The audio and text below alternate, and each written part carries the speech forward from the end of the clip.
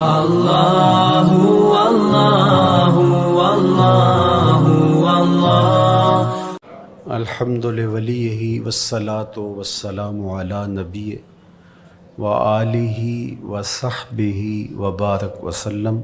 قال اللہ تعالی وتبارک فی القرآن المجید والفرقان الحمید فی شان حبیبہ مخبرا وآمرا ان اللہ وملائکتہ یصلون علی النبی یا ایہا الذین آمنوا صلوا علیہ وسلموا تسلیما.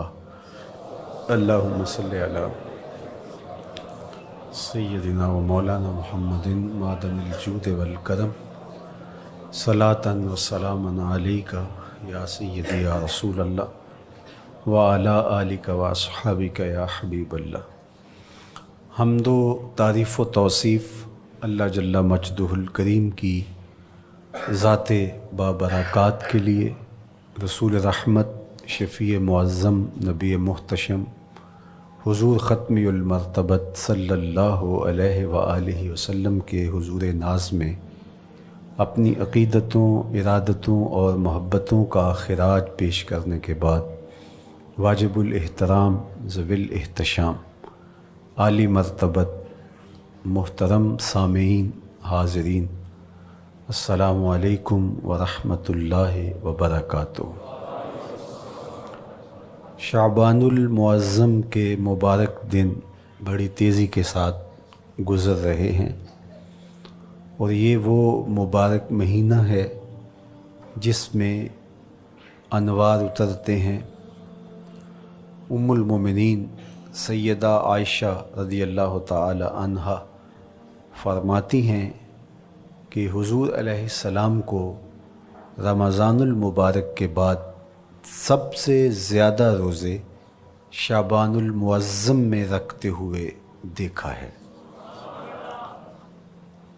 ماہ شعبان میں رمضان المبارک کا شدت سے انتظار کرنا، اس کی ہمیں ترغیب دی گئی ہے، بلکہ رجب کا چاند طلوع ہوتے ہی یہ دعا مانگا کرتے تھے میرے اور آپ کے آقا و مولا کہ اللہ ہمیں شعبان تک اور پھر رمضان المبارک تک پہنچا دے.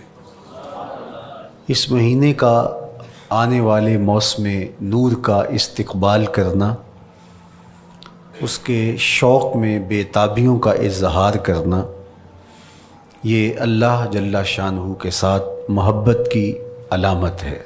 شعبان المعظم کے دن گن گن کے گزارے جائیں کہ اتنے دن رہ گئے ہیں رمضان المبارک میں، اب اتنے دن رہ گئے ہیں رمضان المبارک میں.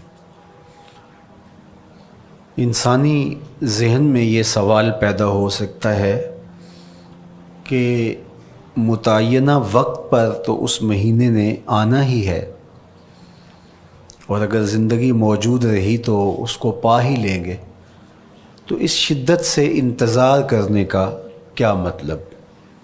تو اس کا جواب یہ ہے، بیرون ملک سے کسی کے بزرگ نے، والد نے یا کسی کے بیٹے نے آنا ہو تو وہ 2 ماہ قبل ہی آنکھیں فرش راہ کیے ہوتے ہیں اور گن گن کے دن گزار رہے ہوتے ہیں، اور جو ہی لمحے قریب آتے ہیں تو پھر گھڑیاں اور ساعتیں بھی گنی جاتی ہیں.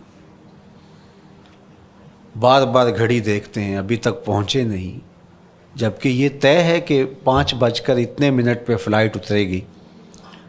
تو بار بار گھڑی دیکھنے کا مطلب لاہور سے 2 گھنٹے یہاں گجرانوالہ میں پہنچتے ہوئے لگیں گے، لیکن ہر 10 منٹ کے بعد کہ ذرا پتہ کرو کہاں تک پہنچے ہیں. کیا مطلب اس کا؟ مطلب اس کا یہ ہے کہ جب سینے میں کسی کا انتظار رکھا ہوا ہو تو پھر بے تابیاں، بے چینیاں، اضطراب موجود ہوتا ہے. ہم دنیا کے لوگوں کے ساتھ جو ربط و رشتہ رکھتے ہیں اس کے مطابق ان کا انتظار ہوتا ہے. کچھ آنے والے ایسے بھی ہوتے ہیں جنہوں نے ہمیں بتایا ہوتا ہے کہ فلاں دن ہم پہنچیں گے، اور وہ دروازے پہ دستک دے رہے ہوتے ہیں اور ہم سو کے اٹھ رہے ہوتے ہیں اور اچانک جب پتہ چلتا ہے کہ فلاں باہر دروازے پہ دستک دے رہے ہیں تو ہم استقبال تو کر رہے ہوتے ہیں، لیکن ہمارے ذہن میں یہ بھی ہوتا ہے وہ میں بھول گیا، تو اب تو یہ کام بھی میرے ذمے ہے، تو مجھے یاد آ گیا ہوتا۔ تو جن لوگوں کے لیے دل میں محبتوں کی جگہ ہو تو ان کے لیے پھر سارے کام مؤخر کر کے ان کے استقبال کیے جاتے ہیں۔ یہ مہینہ اللہ کی رحمتوں کا موسم بہار ہے، چھم چھم رحمتیں برستی ہیں، انوار اترتے ہیں، گناہگاروں کو آتش دوزخ سے نجات بخش دی جاتی ہے۔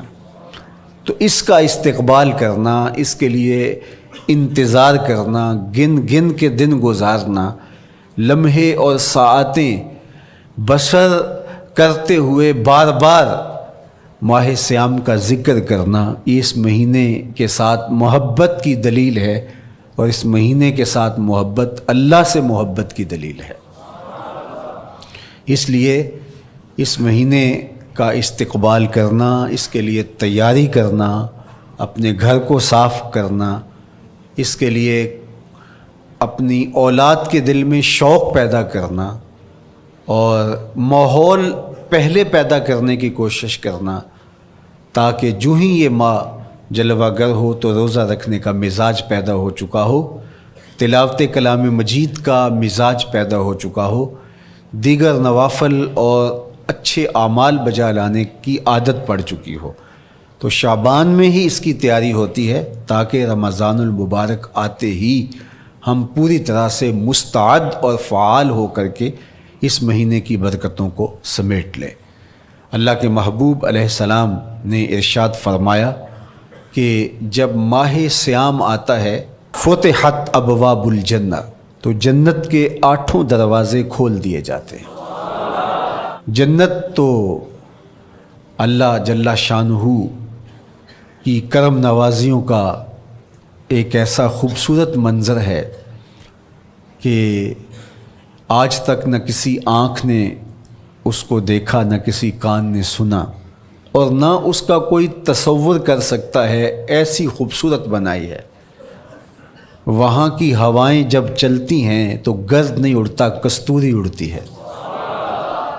وہاں دودھ کی، شہد کی، مائع معین، کوثر، سلسبیل کی نہریں بہتی ہیں، موتی زمرد کے محلات بنے ہوئے ہیں۔ وہ خوبصورت محل اور وہ خوبصورت جنت کا ماحول، لیکن اس کے باوجود اس خوبصورت جنت کو، مرصع جنت کو، نظیف ترین بقعۂ رحمت کو 11 ماہ تک رنگ و روغن کیا جاتا ہے رمضان المبارک کے استقبال کے لیے، اور جب یہ مہینہ آتا ہے تو اس کے دروازے کھول دیے جاتے ہیں، اور جنت کے 8 دروازوں میں سے ایک دروازے کا نام باب الریان رکھا گیا ہے، جو صرف روزہ داروں کے اعزاز و تکریم کے لیے ہے۔ روزہ دار اس دروازے سے گزر کے جنت جانے۔ تو آپ اندازہ کیجئے کہ اللہ نے اس ماہ مبارک کو کیا عزت دی ہے، کیا پروٹوکول دیا ہے، کیا تکریم بخشی ہے کہ نبیوں کا امام، امام المرسلین، خاتم الانبیاء، محبوب خدا اس مہینے کے لیے منتظر رہتے کہ یہ مہینہ آنے والا ہے، یہ مہینہ آنے والا ہے۔ حضرت سیدنا سلمان فارسی رضی اللہ تعالی عنہ فرماتے ہیں کہ شعبان کی آخری تاریخ کو حضور نے ایک خطبہ ارشاد کیا۔ بعض علماء نے کہا کہ یہ شعبان کا آخری جمعہ تھا، یا ہو سکتا ہے کہ آخری جمعہ 29 شعبان کو ہی ہو۔ تو رمضان المبارک سے قبل حضور نے یہ خطبہ ارشاد کیا، جو مختلف کتب احادیث میں موجود ہے۔ یا ایھا الناس، اے لوگو، قد اظلکم شہر عظیم، اللہ نے تمہارے اوپر ایک بہت پاکیزہ، پر نور، عالی مرتبت مہینہ سایہ فگن کر دیا ہے۔ شہر فیہ لیلۃ خیر من الف شہر، اس مہینے میں ایک ایسی رات ہے جو 1000 مہینے سے بہتر ہے۔ جعل اللہ صیامہ فریدہ و قیام لیلۃ تطوع، اس مہینے کے دن کے روزے فرض قرار دیے گئے اور راتوں کا قیام نفل بنایا گیا۔ تراویح کی صورت کے اندر راتوں کے قیام کا ماحول پیدا ہوتا ہے، صلاۃ اللیل پڑھی جاتی ہے، نوافل پڑھے جاتے ہیں کثرت کے ساتھ۔ یہ اس مہینے کی شانیں ہیں، یہ اس مہینے کی رونقیں ہیں۔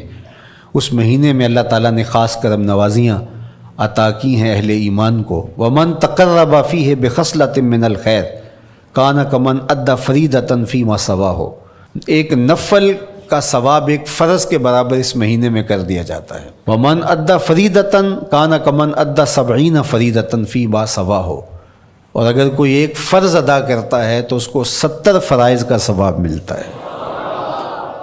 اس قدر نیکیوں کا اجر بڑھا دیا جاتا ہے، ان کی قیمت بڑھا دی جاتی ہے اس مہینے میں۔ اور پھر ارشاد فرمایا وَهُوَ شَهْرُ الصَّبْرِ، یہ صبر کا مہینہ ہے۔ ہونے کے باوجود بھی انسان تناول نہیں کرتا، ٹھنڈا میٹھا مشروب میسر ہے اور زبان کانٹا بن گئی، حلق خشک ہو گیا، لیکن اس کے باوجود بھی ایک گھونٹ حلق سے نیچے اتارنے کا روادار نہیں ہوتا۔ وضو کرتے بھی احتیاط کرتا ہے کوئی قطرہ آب حلق سے نیچے نہ ٹپک جائے۔ تو یہ صبر سکھاتا ہے، جب ہو بھی تو انسان اس سے گریز کرے، تو جب ہوگا نہیں تو پھر انسان صبر کا عادی بن جاتا ہے، تو یہ صبر کی عادت ڈالتا ہے۔ یہ شہر الصبر ہے۔ پھر فرمایا وَالصَّبْرُ ثَوَابُهُ الْجَنَّةُ، اور سنو صبر کا ثواب جنت ہے۔ جو شخص صابر ہوتا ہے اس کا صلہ جنت کی صورت میں عطا کیا جائے گا۔ وَشَهْرُ الْمَوَاسَاتِ، اور یہ ہمدردی کا مہینہ ہے، باہمی پیار کا مہینہ ہے، الفتیں بانٹنے کا مہینہ ہے، نرم دلی کا مہینہ ہے، ایک دوسرے کے احساس کا مہینہ ہے۔ جب کوئی شخص بھوک اور پیاس کاٹتا ہے تو اس کو پھر محسوس ہوتا ہے، بالخصوص امراء، کہ بھوک کیا بلا ہوتی ہے، اور جو نان شبینہ کو ترستے ہیں اور جنہیں کھانا میسر نہیں آتا ان کی زندگیاں کتنی تلخ ہوتی ہیں۔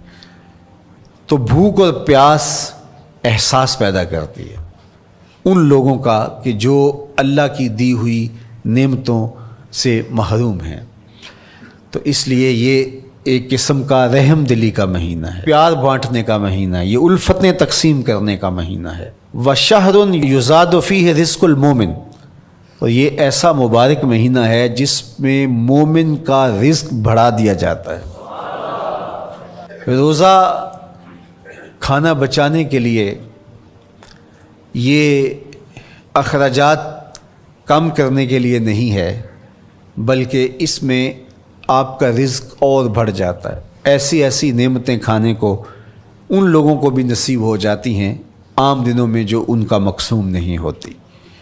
دسترخوان لگتے ہیں، افطاریاں ہوتی ہیں، سحری کے لمحات ہوتے ہیں، کوئی کسی کو ویسے کھانا کھلائے تو اس دسترخوان پہ کھانے کے لیے آنا اس کا اور رنگ ہوتا ہے، لیکن افطار کا دسترخوان جب بچھتا ہے اور لوگ جب اس کے اوپر آتے ہیں، امیر بھی آتے ہیں، غریب بھی آتے ہیں، تو اللہ کی دی ہوئی نعمتیں جو دسترخوان پہ پڑی ہوتی ہیں ان کو اٹھاتے ہیں، کام و دہن کی تسکین کا سامان کرتے ہیں، عزت نفس بھی مجروح نہیں ہوتی اور طرح طرح کی نعمتیں کھانا بھی دستیاب ہو جاتی ہیں۔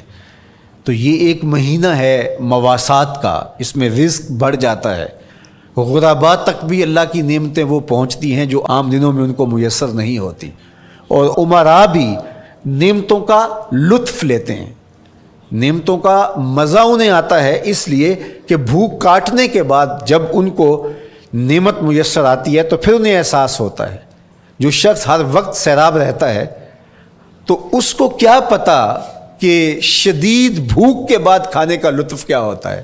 سخت پیاس کے بعد میٹھا اور ٹھنڈا مشروب جب رگوں کو تر کرتے ہوئے معدے تک پہنچتا ہے تو اس کی تراوت، اس کی ٹھنڈک، اس کی لذت، اس کا کیف و سرور، اس کی عذوبت کس طرح راحت بخشتی ہے۔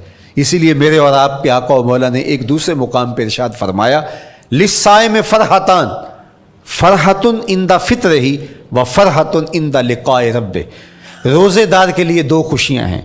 ایک خوشی اسے تب ملتی ہے جب وہ روزہ افطار کرتا ہے. وہ لمحے مسرتوں کے ہوتے ہیں. ایک روحانی احساس ہوتا ہے اتنا لمبا دن، اتنا سخت دن، گرمی کی شدت، مالک تیرا شکر ہے لمحہ اختتام پہنچا اور یہ اتنا لمبا دن تیرے حکم کی تعمیل کرتے ہوئے بسر ہو گیا. ایک تو روزہ کھولتے ہوئے وہ ایک سرشاری ہوتی ہے، وہ ایک لذت ہوتی ہے، روحانی تسکین ہوتی ہے. آج کل وہ افطار کے دسترخوان لگتے ہیں تو جس طرح ہمارے سارے معاملات جو ہیں وہ ملوث ہو گئے ہیں ریا سے، تصنع سے، اس طرح افطار بھی ایک فیشن کے طور پہ فروغ پا رہی ہے. تو اس میں امراء کو اور شخصیات کو بلایا جاتا ہے اور ایسے لوگ کثرت کے ساتھ ہوتے ہیں جن کا روزہ بھی نہیں ہوتا. تو پھر ظاہر ہے رسماً تو اتنی دیر تک وہ کچھ نہیں اٹھا سکتے جب تک اذان کی آواز نہیں آتی، افطار کے لمحے نہیں آتے. تو اس وقت جو روزہ دار ہوتا ہے جب وہ مشروب لے رہا ہوتا ہے، جب وہ کوئی لقمہ اتار رہا ہوتا ہے، تو اس کی جو فرحت ہوتی ہے، اور جس نے روزہ نہیں رکھا اور وہ بھی افطار کے دسترخوان پہ بیٹھا ہے، تو کیا اس کو کوئی روحانی حظ، کوئی سرور، افطار کے لمحوں کا کوئی لطف مل سکتا ہے؟ وہ بیچارہ کتنا بے چین ہوتا ہوگا کہ یہ شخص جو ہے کمزور ہے، سارا دن مزدوری کر کے آیا ہے اور اس کا بھی تو سارا دن گزر گیا بھوک اور پیاس سے، اور میں صحت مند ہوں اور سارا دن ٹھنڈے ماحول میں رہا ہوں اور مجھے توفیق نہیں ملی. تو وہ گھونٹ کتنے مشکل اس کے لیے ہوتے ہوں گے. اور روزہ دار کے لیے کس قدر وہ آسودہ بخش لمحے ہوتے ہیں کہ جب اس کو یہ مسرت ہو رہی ہوتی ہے کہ مالک تیرا شکر، گرم موسم، زباں کانٹا، حلق خشک، اور تو نے تکمیل تک لمحے پہنچائے اور میرا دن خیریت سے گزر گیا. تو وہ اس کے لیے ایک خوشی کا لمحہ، روحانی مسرت کی کیفیت.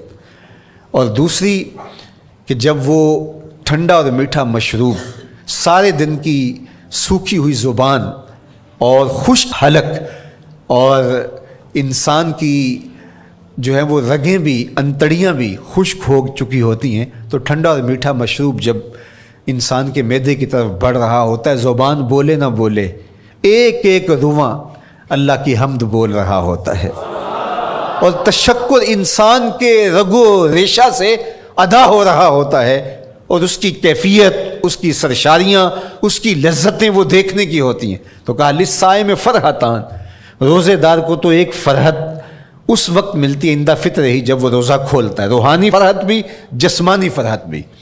وفرحۃ عند لقاء رب، اور دوسری فرحت اور دوسری خوشی اسے تب ملے گی جب اس روزے کے صلے میں اللہ تعالیٰ اپنے رخ انور سے پردہ اٹھا دے گا اور روزہ دار کو اپنے دیدار کی دولت عطا کرے گا. تو وہ پھر منظر دیکھنے والا ہوگا، روزہ دار کی آنکھیں ٹھنڈی ہو جائیں گی. اصل افطار تو وہ ہوگی نا، اللہ اکبر، اصل تو شربت دیدار ملے گا جو روح کی پیاس بجھا دے گا، جو من کی بھوک مٹا دے گا.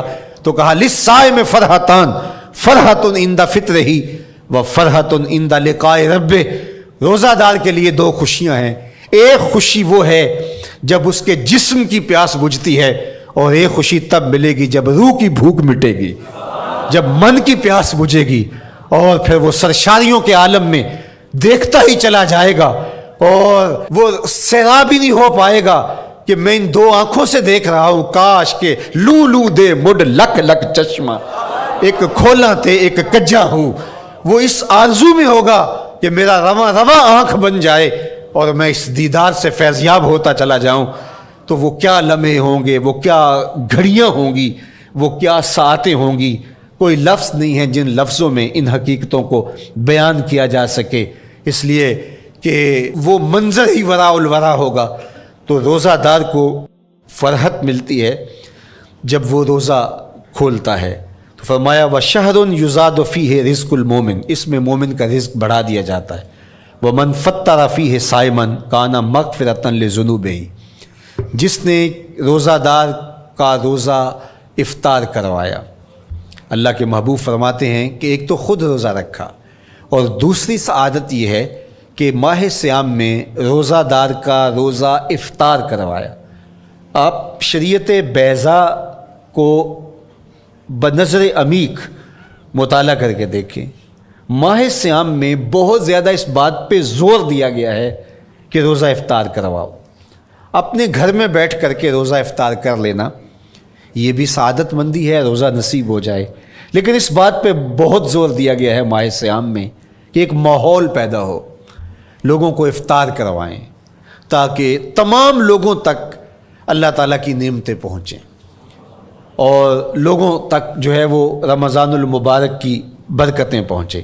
تو ارشاد فرمایا ومن فطر فیہ صائما، جس نے روزے دار کا روزہ افطار کروایا، کان مغفرۃ لذنوبہ، تو وہ افطار کروانے والوں کے گناہوں کی بخشش کا ذریعہ بن جائے گا۔ یہ افطاری گناہوں کی مغفرت کا سبب بن جائے گی۔ وَعِتْقَ رَقْبَتِهِ مِنَ النَّارِ، اور آتش دوزخ سے گردن کی آزادی کا مجدہ جاں فضا بن جائے گا یہ امر کہ اس نے کسی کا روزہ افطار کروایا۔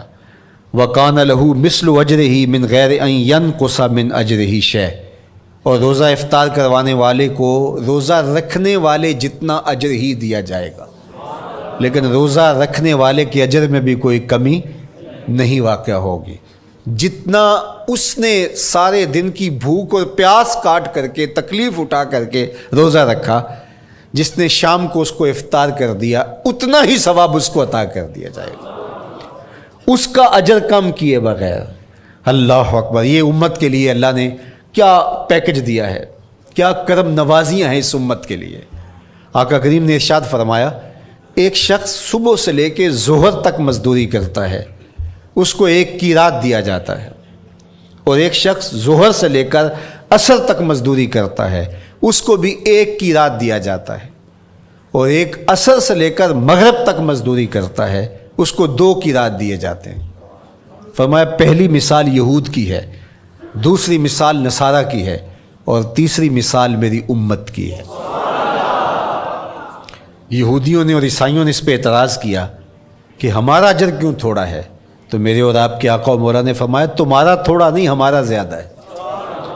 آج کل اگر 1000 روپیہ مزدوری چلتی ہو مزدور کی، تو کوئی شخص صبح سے شام تک ایک شخص سے مزدوری کروائے اور 1000 روپیہ دے دے، اور دوپہر کو اڈے سے جا کے ایک مزدور اور لے آئے اور شام کو اس کو بھی 1000 روپیہ دے آئے، اور ایک شخص کو عصر کے وقت لائے اس کو 2000 روپیہ دے دے، تو 1000 والا کہے کہ میرے سے زیادتی ہوئی ہے، تو اس سے زیادتی تو نہیں ہوئی، اسے تو پوری مزدوری دی گئی ہے، اب اس پہ مہربانی ہوئی ہے، اس پہ رحمت ہوئی ہے۔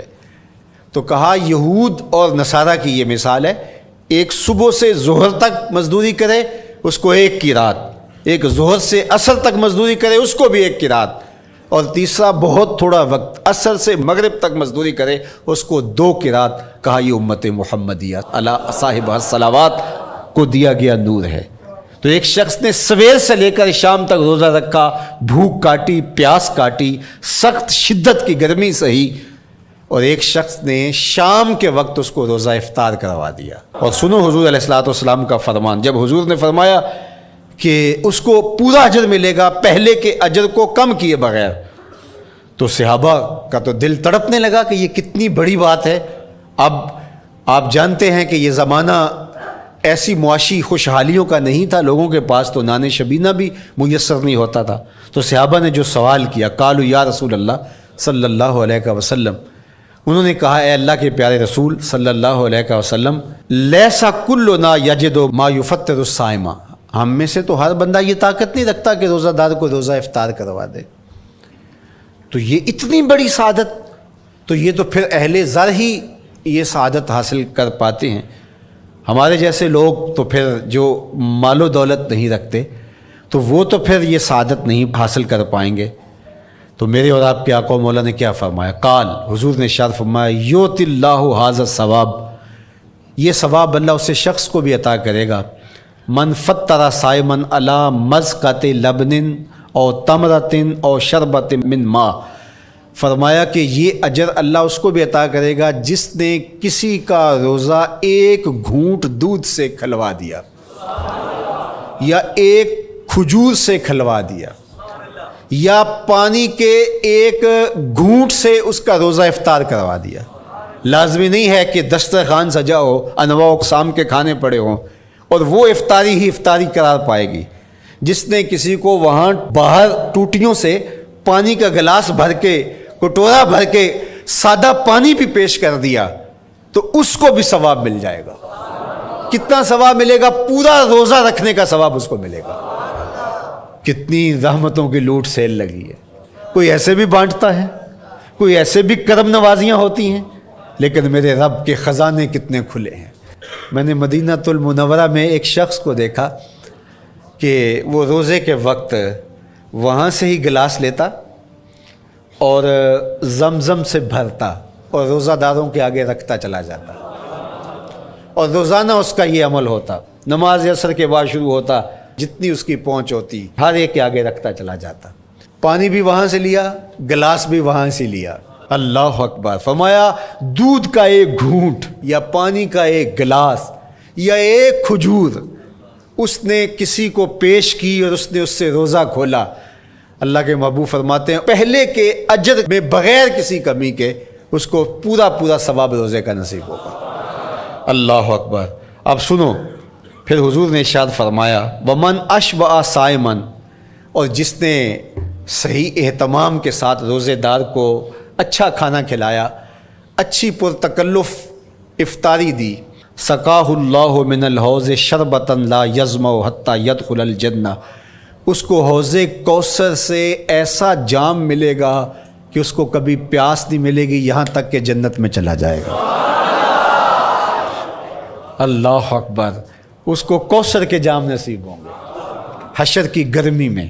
اور آپ کو معلوم ہے، علماء سے آپ نے بارہا سنا ہوگا کہ جام کوثر جس نے ایک بار پی لیا پھر 50,000 سال کے دن میں اس کو دوبارہ پیاس نہیں لگے گی۔ یہ جام کوثر کی خصوصیت ہے۔ فرمایا وَهُوَ شَهْرٌ أَوَّلُهُ رَحْمَةٌ، یہ وہ مہینہ ہے جس کے پہلے 10 دن رحمت ہیں اور اس کا درمیانی عشرہ مغفرت ہے، وَآخِرُهُ عِتْقٌ مِّنَ النَّارِ، اور اس کا آخری عشرہ جو ہے وہ آتش دوزخ سے نجات کا ضامن ہے۔ فَاسْتَكْثِرُوا فِيهِ مِنْ 4 خِصَالٍ، کہا کہ 4 کام اس مہینے میں کثرت کے ساتھ کرو۔ خصلتان ترضون بہما ربکم، 2 کام تو وہ ہے جس سے تم اپنے رب کو راضی کرو گے۔ وخصلتان لا غنا بکم عنہما، اور 2 کام ایسے ہیں کہ ان سے بے نیاز نہیں ہو سکتے تو وہ تمہیں کرنے پڑیں گے۔ اما الخصلتان اللتان ترضون بہما ربکم، وہ 2 خصلتیں، 2 کام جن کے ذریعے سے تم اپنے رب کو راضی کر سکو۔ فشہادت اللہ الہ الا اللہ، وہ گواہی دینا ہے لا الہ الا اللہ، وتستغفرونہ، اور تم کثرت سے استغفار کرو، اللہ سے بخشش مانگو۔ یہ 2 کام تم نے کرنے ہیں۔ وَأَمَّا الْخَصْلَتَانِ اللَّتَانِ لَا غِنَىٰ بِكُمْ عَنْهُمَا، اور وہ چیزیں جن کے بغیر تمہیں چارہ نہیں ہے۔ فَتَسْأَلُونَ الْجَنَّةَ وَتَعُوذُونَ مِنَ النَّارِ، اللہ سے جنت طلب کرو اور دوزخ سے پناہ مانگو۔ تو یہ 2 کام جو تمہاری ضرورت ہے تم اس مہینے میں کثرت کے ساتھ کرو۔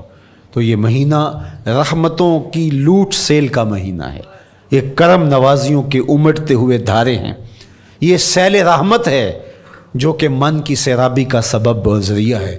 خوش نصیب ہیں جو ماہ صیام کو خوبصورتی کے ساتھ بسر کرتے ہیں، اس کے آنے سے پہلے استقبال کرتے ہیں، گھروں میں صفائی کریں، اہتمام کریں، مساجد میں اہتمام کریں، تاکہ بچوں میں یہ شوق پیدا ہو کہ ماہ صیام آ رہا ہے۔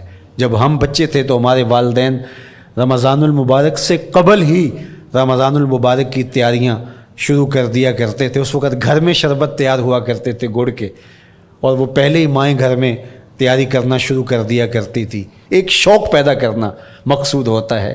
تو کچھ چیزیں ایسی ہیں کہ آرڈر لکھیں اور 1 سیکنڈ میں گھر پہنچ جائے، لیکن کچھ چیزیں یہ جو ہے وہ تیار کرنی چاہیے، شوق پیدا ہو۔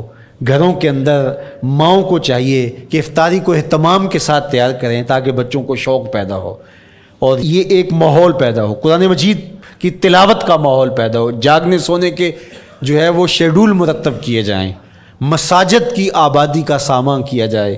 پچھلے سال تو بڑا اداس رمضان گزرا اس لیے کہ کرونا کے حوالے سے جس طرح ملکی حالات تھے وہ آپ کے سامنے تھے. اس مرتبہ الحمدللہ اس طرح کے حالات نہیں ہوں گے. کچھ SOPs کو آپ کو فالو کرنا ہوگا، لیکن مسجدوں کی انشاءاللہ رونقیں بحال رہیں گی، اور صلاۃ و تراویح اور سحر و افطار کے لمحے، نوافل، تسبیحات، اذکار، نمازوں میں 5 گانہ حاضریاں، یہ کیسا خوبصورت ماحول ہوتا ہے. رحمتیں برس رہی ہوتی ہیں، انوار اتر رہے ہوتے ہیں، اور وہ کیا خوبصورت لمحے ہوتے ہیں اور کیا گھڑیاں ہوتی ہیں. انشاءاللہ امسال مرکز مصطفیٰ کے اندر صلاۃ التراویح کے لیے خاص طور پہ ہم اہتمام کر رہے ہیں. میری آرزو تھی کہ جب مرکز کی تکمیل ہو تو پھر رمضان المبارک کا اہتمام کے ساتھ جو ہے وہ ہم انتظام و انصرام کیا کریں گے. چونکہ اس سے قبل بہت سارے تعمیراتی کاموں کی وجہ سے ہم الجھے رہتے تھے، لیکن اللہ کے فضل سے اب مرحلہ اول کی تکمیل ہو گئی اور مرحلہ ثانی کی طرف ہم بڑھنے والے ہیں. تو اس رمضان المبارک کے اندر ہمارے لیے بیٹھنے کی جگہ، خواتین کے لیے انتظام، افطار کے لیے، سحر کے لیے، دوستوں کے لیے انشاءاللہ خوبصورت اہتمام ہوگا. بہت اچھے قاری قرآن جو ہے وہ صلاۃ التراویح پڑھائیں گے. تو وہ میٹھے اور دل آویز لہجے اور مرکز کا ماحول، انشاءاللہ ذکر و فکر کے حلقے بھی ہوں گے، دروس قرآن کے حلقے بھی ہوں گے. تو ایک ماحول انشاءاللہ پیدا ہو، اور انشاءاللہ میں بھی آپ کے ساتھ ماہ صیام میں موجود رہوں گا. افطار کے لمحوں میں بھی، سحر کے لمحوں میں بھی، تراویح میں بھی، نمازوں میں بھی انشاءاللہ. اور پھر جب ہم ہوں گے تو ماہ صیام ہوگا، رحمت کی گھڑیاں ہوں گی، اترتے ہوئے انوار ہوں گے، محبتوں کا ہجوم ہوگا، افطار کے میلے ہوں گے، سحری کے خوشگوار لمحے ہوں گے، قرآن کی دل نواز صدائیں ہوں گی، اور مرکز مصطفیٰ کا نورانی پرکیف سرمدی ماحول ہوگا.